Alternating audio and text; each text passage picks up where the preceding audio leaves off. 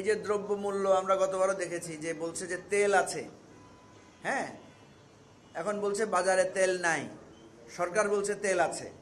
এখন আমি দেখা যাচ্ছে যে 200 টাকার জায়গায় যখন 250 টাকা দিচ্ছি তখন তেল পাওয়া যাচ্ছে। তার মানে কি? তার মানে এখানে কোনো একটা কৃত্রিম সংকট তৈরি করা হচ্ছে। তো এর সমাধান হতে পারে এটা যে সরকার যে সমস্ত সাপ্লায়ার এবং ডিলার আছে তাদের সাথে কমিউনিকেশন করে এলাকা ভিত্তিক, মার্কেট ভিত্তিক, সোশ্যাল লোকদেরকে ইনভলভ করে একটা কমিটি, মনিটরিং কমিটি করতে পারে।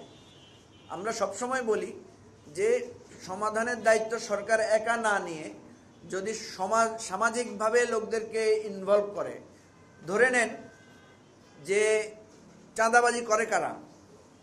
আমরা দেখি চাঁদাবাজি কয়েকটা গ্রুপ করে। একটা হচ্ছে পলিটিক্যাল পার্টির প্রশ্রয়ে যারা থাকে একটা গ্রুপ।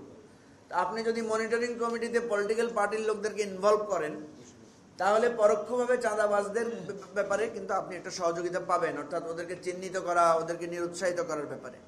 2 নম্বরে হচ্ছে এলাকা কেন্দ্রিক কিছু মাস্তান গ্রুপ থাকে, সন্ত্রাসী গ্রুপ থাকে। সেই সন্ত্রাসী গ্রুপকে যদি আপনি চিহ্নিত করে আগেভাগেই একটা ব্যবস্থা নেন তাইলে তারা দৌড়ের উপরে থাকবে, তারা চাঁদাবাজি করার চিন্তা করার চাইতে নিজেদের নিরাপত্তা নিয়ে বেশি শঙ্কিত থাকবে। তৃতীয় হচ্ছে যে বাজার কমিটিগুলোকে সেখানে ইনভলভ করা, তাদেরকে অনুরোধ করা, প্লাস তাদেরকে একটা আইনগত ব্যবস্থাপনার মধ্যে আনা। যেমন ধরেন, যদি আমরা দেখি যে যখন সামরিক আইন থাকে, সামরিক বাহিনী ক্ষমতায় থাকে, তখন দেখবেন আপনি এই কাজগুলো খুব কম থাকে। কেন থাকে? কারণ একটা ভীতি থাকে যে আমাকে ধরে নিয়ে যাবে বা আমার বিরুদ্ধে একটা কঠোর ব্যবস্থা নেবে। এই জন্য একদিকে মোটিভেশন, একদিকে স্ট্রং আপনার লিগ্যাল অ্যান্ড এটাকে কি বলা যায়, অ্যাডমিনিস্ট্রেটিভ স্টেপস এখানে নিতে হবে।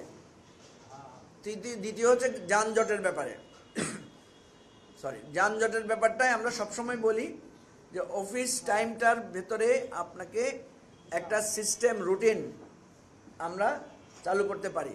এবারে দেখেন আমাদের অল্টারনেটিভ, আমাদের মেট্রো রেল আছে, ঢাকা শহরের কথা যদি আমি স্পেশালি বলি, এখন বিভিন্ন রুটে আপনি দেখবেন রমজান আসলে প্রচুর পরিমাণ ফুটপাতে দোকান বসে। রাস্তায় দাঁড়িয়ে দেখেন প্রচুর পরিমাণ আনঅথরাইজড পার্কিং, অর্থাৎ রাস্তা যদি হয় 60 ফিটের, আনঅথরাইজড পার্কিং এবং ফুটপাতের দোকানের কারণে ওই রাস্তাটা আমরা 40 ফিটও ব্যবহার করতে পারি না। সুতরাং রমজানে একটা কাজ সিরিয়াসলি করা যেতে পারে, সেটা হচ্ছে আনঅথরাইজড পার্কিং না করা। তাহলে পুরো রাস্তাটা যদি ব্যবহার করতে পারে যানজটটা সেখানে কম হবে। আর ট্রাফিক সিস্টেম আমাদের তো একদম ভেঙেই পড়েছে বলা যায়।